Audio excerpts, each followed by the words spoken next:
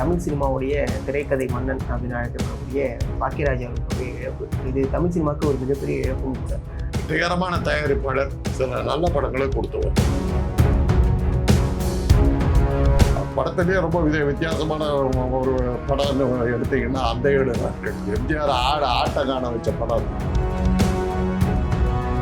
பாக்கியராஜ் அவர்களுடைய திருமணத்திற்கு சிவாஜி எம்ஜிஆர் ரெண்டு பேருமே வந்து பார்த்தீங்கன்னா முன்னிலையில் நின்று நடத்தி. நான் தான் சொன்னேன் எம்ஜிஆர் எப்படி பயந்தா இருக்கு. அதனால பாக்கியராஜுக்கு எது நடந்தாலும் முதல்ல வந்து நின்றுட்டார். இன்னைக்கு வந்து சிஎம் அவர்கள் என்ன சொல்லியிருக்காங்க அப்படின்னா அரசு மரியாதை திரு பாக்கியராஜ் அவர்களுடைய சினிமா நடிகர்களுக்கெல்லாம் அரசு மரியாதை கொடுத்துருவாங்க. அதோட பெரிய விஷயம் இல்லை. அரசு மரியாதை கொடுக்குற அளவுக்கு அவர் என்ன செஞ்சார்?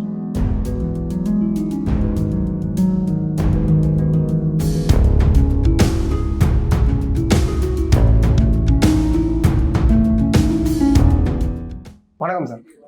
சார், அதாவது தமிழ் சினிமாவுடைய திரைக்கதை மன்னன் அப்படின்னு அழைக்கப்படக்கூடிய பாக்கியராஜ் அவர்களுடைய இழப்பு இது தமிழ் சினிமாவுக்கு ஒரு மிகப்பெரிய இழப்பும் கூட.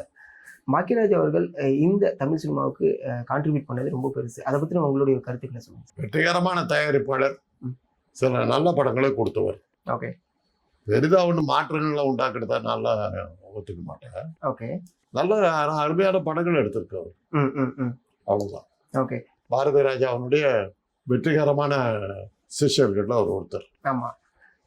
அவருடைய படங்கள் சிலதெல்லாம் நல்ல அருமையான படங்கள்லாம் இருக்குது. தாவணி கனவுகள் போன்ற படங்கள்லாம் இருக்குது. அவர் படத்திலேயே ரொம்ப வித்தியாசமான ஒரு படம் எடுத்தீங்கன்னா அந்த ஏடு நாட்கள் எம்ஜிஆர் ஆட்ட காண வச்ச படம் அது. ஏன்னா ஒரு ஒன்றுத்துக்குமே லாய்க்கு இல்லாத ஒரு இசையமைப்பாளர்னு சொல்லிட்டு ஒரு தண்டத்தை விட்டியா பாலக்காட்டு மாதவன் ஒரு மலையாளி வந்து அவங்க வீட்டை குடியிருப்பாரு. அந்த வீட்டில் அந்த கதாநாயகி அவரை லவ் பண்ணுவான். அவங்க அப்பா வந்து ஒரு டாக்டர் கல்யாணம் பண்ணிக்க பார்ப்பாரு. இது அந்த டாக்டரை ஏற்றுக்காம அந்த மலையாளியை லவ் பண்ணுவான். அது வந்து எம்ஜிஆர் அதை பார்த்துட்டு தன்னை கிண்டல் பண்ணி எடுத்திருக்காங்கன்னு அவருக்கு புரிஞ்சு போச்சு. தமிழ்நாட்டு பெண்கள் டாக்டர் கலைஞர் மாதிரி ஒரு நல்ல அறிவாளியை வேணான்னு சொல்லிட்டு தண்டத்தை விட்டியானே என்ன மாதிரி ஒரு மலையாளி பின்னாடி வர்றாங்கிறதான் பாக்கியராஜ் எடுத்திருக்காருன்னு அவருக்கு ஃபீலிங் வந்தது. ஓகே. ஓகே. அந்த படத்தினுடைய தயாரிப்பாளர் வந்து ஆரம்பிக்கிறப்ப ஆரம்பிய ஒரு கட்சி விட்டு துரத்துற அளவுக்கு அவருக்கு கோவம் வந்தது. படம் சூப்பர் ஹிட்னு தெரிஞ்ச உடனே அவருக்கு ஒரு பயம் வந்தது. மக்கள் நம்மளை ஏத்துக்கல போடுறது. உடனே என்ன பண்ணாரு, அவருக்கே உத்தான ஸ்டண்ட், அவர் வழக்கமா அடிக்கிற ஸ்டண்ட், பாக்கியராஜனுடைய சினிமா வாரிசுட்டார். புரியுது. அப்படி சொல்லி சரண்டர் ஆயிட்டார். அந்த நேரத்தில் பாக்கியராஜ் முதல் மனைவி இறந்தாங்க. சுடுகாடு வந்து போனார். ஓகே. அந்த அளவுக்கு சரண்டர் ஆனார். ஓகே. ஓகே. அது அவருடைய டெக்னிக். எப்பவுமே இதுக்கு முன்னாடி அது எப்படி பண்ணாருன்னா, சிவாஜி கணேசனை வந்து அமெரிக்க அரசாங்கம் அழைப்பு விடுத்து பெரிய பயங்கரமான ஒரு இதில் நியூயார்க் மேயர் அந்த மாதிரி கௌரவமெல்லாம் கொடுத்து திருப்பி வர்றாரு. இந்தியாவுக்கு திருப்பி சென்னைக்கு வரும்போது எல்லா நடிகர்களும் மக்களும் வந்து அவரை வரவேற்கிறதுக்கு நிற்கிறாங்க. இவர் என்ன பண்ணாரு தெரியுமில்ல, அதை நம்ம விட்டுறக்கூடாதுன்னு சொல்லி நடிகர் சங்க தலைவர் இவர் ஓகே ஒரு சாரட்டு வண்டியில் அவரை சிவாஜியை உட்கார வச்சுட்டாங்க. ஒரு சிம்மாசனம் மாதிரி போட்டு அதில் உட்கார வச்சுட்டாங்க. அதுக்கு ஒரு கொடையை வச்சாங்க. அந்த கொடையை பிடிச்சிட்டு இவர் நின்றுக்கிட்டார். ஓகே. எல்லாம் பாரியா இவ்வளோ பெரிய நடிகர் கொடையை பிடிச்சிக்கிட்டு வர்றாரு பாருங்க. ஆக சிவாஜிக்கு வர வேண்டிய வரவேற்பை தான் பேருக்கு பார்த்தாங்க. புரியுது. அதே டெக்னிக்கை பாக்கியராஜுக்கும் பயன்படுத்திக்கிறார். ஓகே. இந்த மாதிரி சென்டர்லாம் அடித்தார். புரியுது சார். அவர் கடைசிவார் பாக்கியராஜ் அதை வச்சுக்கிட்டு என்ன பண்ணாருன்னா, அவர் பயந்துட்டாரு. நம்மளும் கொஞ்சம் எழுத்து போயிட்டோங்க தெரிஞ்சவங்க ஆட்சி அவர் கையில் இருக்குது, வம்பு வந்துடக்கூடாதுன்னு சொல்லி எம்ஜிஆருக்கு ஆதரவாக இருக்கிற மாதிரி சில விஷயங்கள்லாம் அவர் பண்ணார். அப்புறம் ஒரு கட்சி ஆரம்பிச்சார், எம்ஜிஆர் பாக்கியராஜ் கட்சி மாதிரிலாம் ஆரம்பிச்சாரு. சரி அவர் போகலை. கடைசியாக அவர் திமுகவில் தான் இருந்தார். திமுகவில் அரசியல் அவருக்கு வரல. புரியுது. அரசியல் வந்து அவர் எடுபடுறது என்ன கிடைச்சி வந்தோம். நல்ல படங்கள், அருமையான படங்கள்லாம் இருந்தது. ஆனால் நீங்கள் வித்தியாசமான படங்கள்லாம் நீங்கள் சொன்னீங்கன்னா இல்லைங்கிறீங்க. ஏன்னா ஐடியாலஜியா நிறைய விஷயங்கள் அவர் மாத்திருக்காருன்னு பல பேர் சொல்றாங்கல்ல. ஸோ அது நீங்க சொல்லுங்க உதாரணம். ஐடியாலஜியா உமன் பேஸ்டு படங்கள் வந்து நிறைய இதுல கொடுத்தாங்க. உமன்ஸுக்கு இம்பார்ட்டன்ட் படங்களே வந்து தாய்மார்களை நம்பிதாங்க. படங்களுடைய பேரே பாருங்களேன், அன்னை, தாய் சொல்லை தட்டாது, ஒரு தாய் மக்கள், அன்னை நாணை, இப்படிதான் படங்கள் வரும். ஓகே. பெண்களை பேஸ் பண்ணி தான் நீ தமிழ் படங்களே இருந்தது. ஆண்கள் படத்துக்கு போக வேண்டிய அவசியமே இல்லை. பெண்களுக்கு பிடிக்கலன்னா படம் ஓடாது. அது மாதிரி இருந்த காலம் அது. அந்த நேரத்துல இவங்கெல்லாம் வந்தாங்க. அந்த பெண்களை அதை பத்தி கவலைப்படாம படம் எடுத்த ஒரு ஆள் வந்தாருன்னா, பாரதி ராஜா வந்ததுக்கு அப்புறம் தான் அந்த பொம்பளை சென்டிமெண்ட் இதெல்லாம் உடஞ்சி போச்சு. பாக்கியராஜ் உருவாக்கின இயக்குனர்கள்னு சொல்லிட்டு பல ஆமா இயக்குனர்கள் இருக்காங்க. பாண்டியராஜா ஆமா. இருக்காங்க. அந்த நல்ல அவங்க எல்லாருமே வெற்றி இயக்குனர்களா தானே இருக்காங்க. டெக்னிக்கலா நிறைய பேர் லிவிங்ஸ்டனை கொண்டாரு, பார்த்திபனை கொண்டாரு, நிறைய பேர் இருக்காங்க. ஓகே. பாரதி ராஜா அவர்களால் உருவாக்கப்பட்ட ஒரு கூட்டமே அந்த நேரத்துல பெரிய கூட்டம். Okay okay. அவங்களாம் வித்தியாசமாவே படம் கொடுத்தாங்க. புரியுது. பாண்டியராஜனுடைய ஆண்பாவம் வந்து வித்தியாசமான படம். ஆமா, அது பாக்கியராஜோட அசிஸ்டன்ட் தானே. அதான் அப்பதான் வந்து ஒரு பத்திரிகையில் என்ன போட்டாங்கன்னா, சிஷ்யனை குருவை மிஞ்சிய சிஷ்யன்னு சொல்லி பாண்டியராஜனுக்கு டைட்டில் கொடுத்தாங்க. இன்னைக்கு வந்து சிஎம் அவர்கள் என்ன சொல்லியிருக்காங்க அப்படின்னா, அரசு மரியாதை திரு பாக்கியராஜ் அவர்களுடைய. சினிமா நடிகர்களுக்கெல்லாம் அரசு மரியாதை கொடுத்துருவாங்க. அது ஒன்றும் பெரிய விஷயம் இல்லை. ஸ்ரீதேவி தேசத்துக்கு என்ன தியாகம் பண்ணாங்க? அம்பானி கிட்ட ஏற்பாடு பண்ணி ஸ்பெஷல் விமானத்தில் அந்த அம்மா பொண்ணை எடுத்துக்கிட்டு வந்து அந்த பாடியை வச்சு பிரதமர் மோடி தேசிய கொடியை வந்து போத்துனார். பிரதமர் மோடி அதுக்கு பாக்யராஜ் கொடுத்தாரு. என்ன தப்பு? புரியுது. ஏன்னா இன்னைக்கு முன்னாள் முதலமைச்சர் மு.க. ஸ்டாலின் அவர்கள் வந்து இரங்கல் தெரிவிச்சிருந்தாங்க. எடப்பாடி அவர்கள் இரங்கல் தெரிவிச்சிருந்தாங்க. அனைத்து கட்சி தலைவர்களுமே வந்து பாத்தீங்கன்னா இரங்கல் தெரிவிச்சிருக்காங்க. ஸ்டாலின் சொல்ல வேண்டிய கட்டாயம் இருக்குது. ஏன்னா அவர் திமுகவில் தான் கடைசியா இருந்தார். எடப்பாடி அவர்களும் சொல்லியிருக்காங்க. அப்போ அதனால ஸ்டாலின் வந்து அனுதாபம் தெரிவிச்சாங்க. பழைய கட்சிக்காரர் மற்றவங்க எல்லாம் நடிகர்கள் மாதிரிலாம் சொல்றாங்க. அது ஒரு அனுதாபம் தெரிவிக்கிறது வேற. உடனே வந்து ராணுவ மரியாதைகளோட அடக்கம்னாக்கா அந்த மாதிரி அந்த மரியாதை கிடைக்கிறோம். அதான் ஒரு தடவை என்னுடைய நண்பர் அரசு பதவியில் பெரிய பதவியில் இருந்தார். வேற சொல்ற தம்பிதுரைன்னு என்னுடைய நண்பர். அவர் வந்து டெப்டி ஸ்பீக்கராக இருந்தார். டெல்லியில் ஒரு வேலையாக போனேன். அவருக்கு சம்மந்தப்பட்ட வேலை தான். காலையில் போய் டெல்லியில் இறங்கினா இது பண்ணால் அது ஃபெயிலியர் ஆகிடுச்சு. ஃபெயிலியர் ஆகி 3 மணிக்கு வந்து ரூமில் 7 மணிக்கு தான் ஃப்ளைட்டு. ஓகே. வந்து அவர் வீட்டில் வந்து உட்காந்தேன். இவர் பார்லிமெண்ட்டை முடிச்சுட்டு வந்து என்ன ஆச்சுன்னா ஃபெயிலியர் ஆகி போச்சு அப்படின்னா. அது அவர் சமாதானம்லாம் படுத்திட்டு, சரி டெல்லிக்கு வந்து ஒன்றுமே இல்லாமல் சும்மா போகாத ஏதாவது வாங்கிட்டு போயேன்னாரு. நீ தான் டெப்டி ஸ்பீக்கராக இருக்கிறீங்க, ஒரு பத்மஸ்ரீ வாங்கி கொடுக்கூடாதான். ஓகே. அவர் என்ன சொன்னார், நீ ஏன் உருப்படலன்னு தெரியுதான்னா. ஏன்னா பத்மஸ்ரீ வச்சுட்டு என்ன பண்ணுவேன் நீ? செத்தினா பத்மஸ்ரீ காந்தராஜ் செத்து போனார்னு போடுவாங்க. அதை தவிர அதை வச்சுக்கிட்டு என்ன பண்ணுவேன்? ஓகே.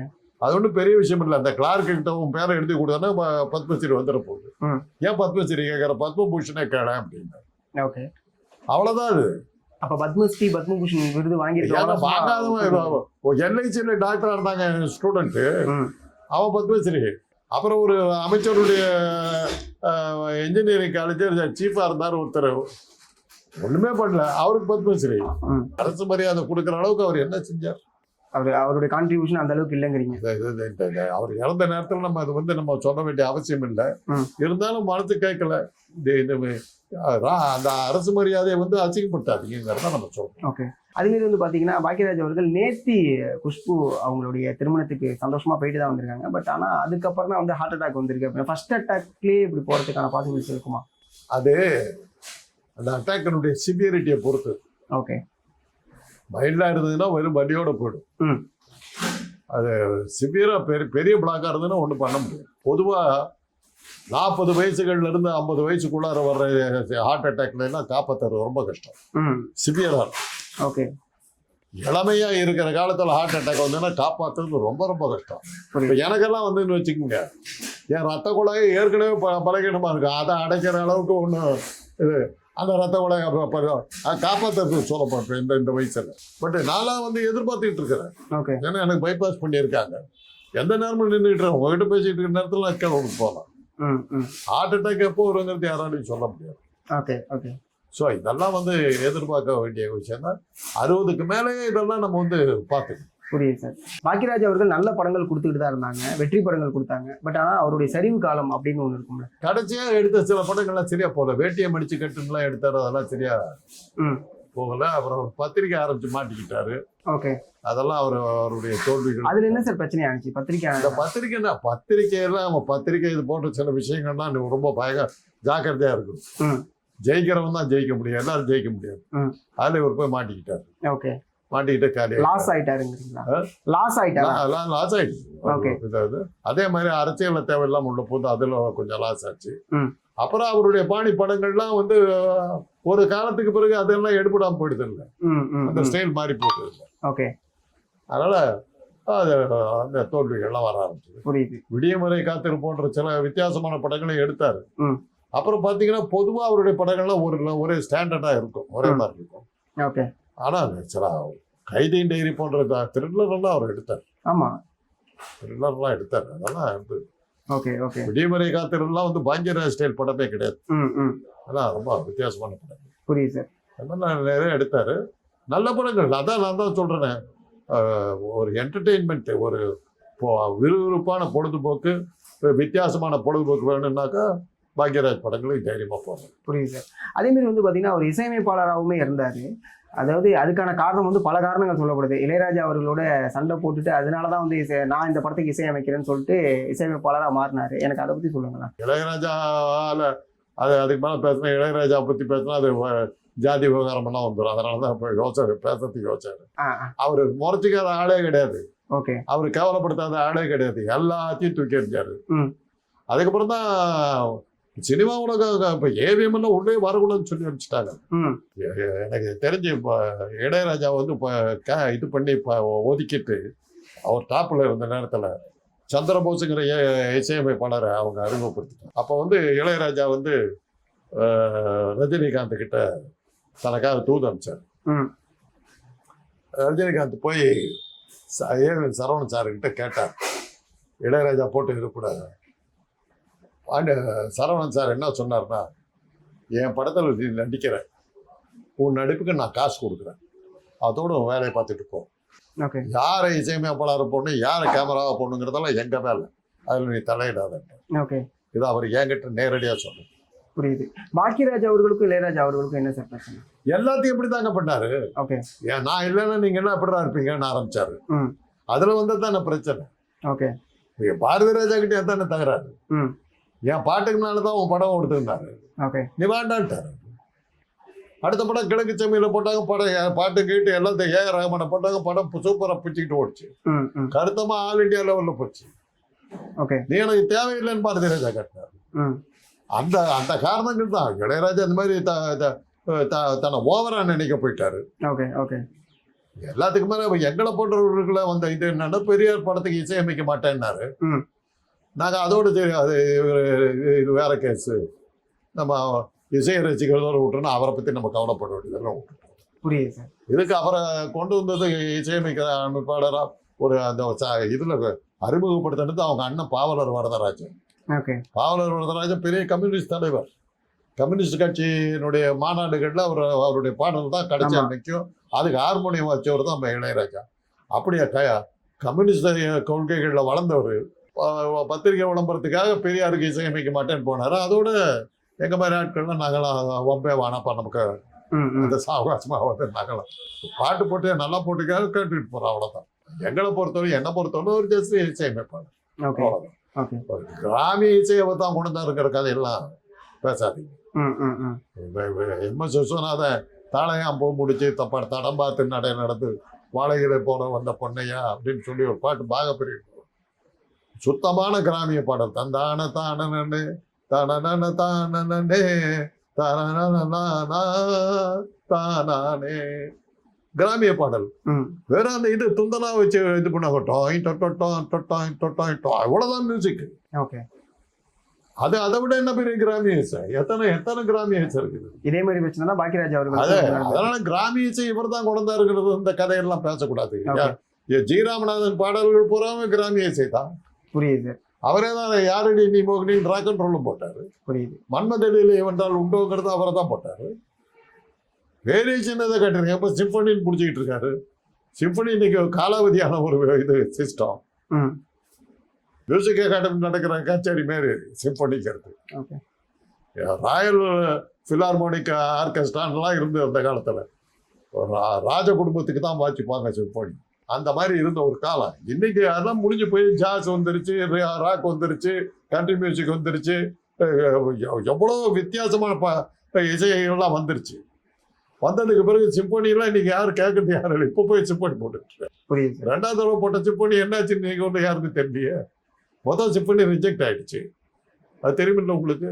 ரெண்டாவது சிம்பொனி போட்டாரு, இன்னைக்கு வந்து என்னாச்சுன்னு யாருக்கு. அதே மாதிரி பாக்கியராஜ் அவர்களுடைய திருமணத்திற்கு சிவாஜி எம்ஜிஆர் 2 பேருமே வந்து பாத்தீங்கன்னா முன்னிலையில நின்று நடத்தியிருப்பாங்க. நான் தான் சொன்னேன் எம்ஜிஆர் எப்படி பயந்தாருன்னு. ம். அதனால பாக்யராஜுக்கு எது நடந்தாலும் முதல்ல வந்து நின்றுட்டாரு. ஓகே. நான் இல்லாட்டி அவர் நம்மளை தாக்கி படம் எடுத்துருவாங்க பயம். ஆனா இருந்தாலும் அவங்க 2 பேரும் சேர்ந்து பயணிச்சாங்களே சார். பயணிச்சாங்க. அதாவது அந்த 7 நாட்கள் கொடுத்த ஷாக்கு எம்ஜிஆர் அந்த அளவுக்கு ஆட்டம் காட்டுச்சு. அதுக்கப்புறம் அவர் வந்து அவர் நீதிக்கு தலைவணங்குன்னு ஒரு படத்தை எடுத்திருந்தாரு. அதை வந்து 70% முடிஞ்சிருச்சு. அதுக்கப்புறம் அவர் அரசியலுக்கு வந்தாலும் அந்த படம் முடியாம அப்படியே இருந்தது. ஆமா. அந்த காப்பியை வாங்கி அவசர போலீஸுங்கிற பேர்ல எடுத்து மார்பிங்ல வந்து எம்ஜிஆர் மாதிரி ஒரு இதை போட்டு எடுத்தாரு. படமும் இல்லை. அப்பதான் தெரிஞ்சது எம்ஜிஆர் இறந்ததுக்கு பிறகு அவருடைய செல்வாக்கு போயிடுச்சுன்னு. அவசர போலீஸ் படத்தை போனோமா அந்த 2 நாள் பயங்கரமான வசூல். 3ஆவது நாள் ஈக்காக தியேட்டர்ல. அப்பதான் தெரிஞ்சது எம்ஜிஆர் வந்து மக்கள் மறந்துட்டாங்க அப்படிங்கிறதுக்கு அது ஒரு அடையாளம் தான். புரியுது. சிவாஜி அவர்களோடையும் பயணிச்சாங்க. சிவாஜி வச்சு தாவணி கனவு ஒரு படம் எடுத்தாரு. ஆமா. பாக்கியராஜனுடைய அருமையான படங்கள்ல அது ஒண்ணு. 4 தங்கச்சிகளை வச்சுக்கிட்டு ஒரு அண்ணன் படுற கஷ்டத்தை அருமையா எடுத்திருப்பாரு. கரெக்ட். ஒரு காமெடி கலந்த இதுல அதே சமயத்துல ஒரு பொறுப்பான அண்ணனா எப்படி இருக்காருங்கிறது சிவாஜி சாரும் சரி பாக்யராஜும் சரி அந்த படம் அவ்வளோ அருமையான படம். புரியுது சார். பாக்யராஜ் எடுத்த படங்கள்லேயே நான் ரொம்ப ரசிச்சு பார்த்த படம் அது. இறுதியா இயக்குன படம் வந்து சித்து +2 அவரோட மகனுக்காக பண்ண படம். அதுக்கப்புறம் ஒரு படங்கள் இயக்கவே இல்லை, நிப்பாட்டாரு. பையனையும் பொண்ணையும் சினிமாவில் போட்டு எடுத்தாருங்க. 2 பேருமே எடுப்பட்டு. இதுக்கு அவர் மனைவியும் நடிகை தான். அது அவர் பண்ண தப்பு என்னன்னா அவரே டைரக்ட் பண்ணியிருக்க கூடாது. வேற யாராவது விட்டு படத்தை எடுக்க வச்சிருந்தாக்கா அவங்க கரெக்டா கொண்டிருப்பாங்க. பண்ண தப்பு இவரே டைரக்ட் பண்ணாரு. அந்த மகளை வந்து கவர்ச்சியா அவன் காட்டக்கூடாது. அதே சமயத்தில் கதாநாயகி ஆக்கணும்னு பார்த்தாரு, நடக்கல. இவர் படங்கள் வந்து செக்ஸ் எதிர்பார்த்து போவாங்க. தான் மகனை போட்டதுனால கண்ணியமா எடுத்தாரு, படம் போவாங்க. பொண்ணு போயிடுச்சு. அதனால அதுதான் பிரச்சனை. இப்போ பாரதி ராஜாவுக்கும் பாக்யராஜுக்கும் வந்த ஒரு கஷ்டமே என்னன்னா அடையாளம் தெரியாதவனால நட்சத்திரமாக்குன்னு ஒரு பாரதி ராஜா தான் மகனை கொண்டு வர முடியல. அதுதான் அந்த பையனுக்கு வந்த சோகமே. அதுதாங்க இவ்வளவு கை தேர்ந்த ஒரு டைரக்டருடைய மகனா பிறந்து நம்மளால சைன் ஆக முடியலங்கிற சோகம் தானே இந்த பையனை அவ்வளவு சின்ன வயசுல கொண்டுட்டுச்சு. புரியுது. அதுதான் அதோட விளைவு தானே இந்த பாரதி ராஜாவும் இறந்தார். அவர் இறந்த 14வது நாள் இவர் போயிட்டாரு. ஆமா. குரு இறந்து ஒரு 16ஆவது நாள் சிஷ்யம் இறக்குறது அப்படிங்கிறது நினைக்கும் போது கொஞ்சம் கஷ்டமா.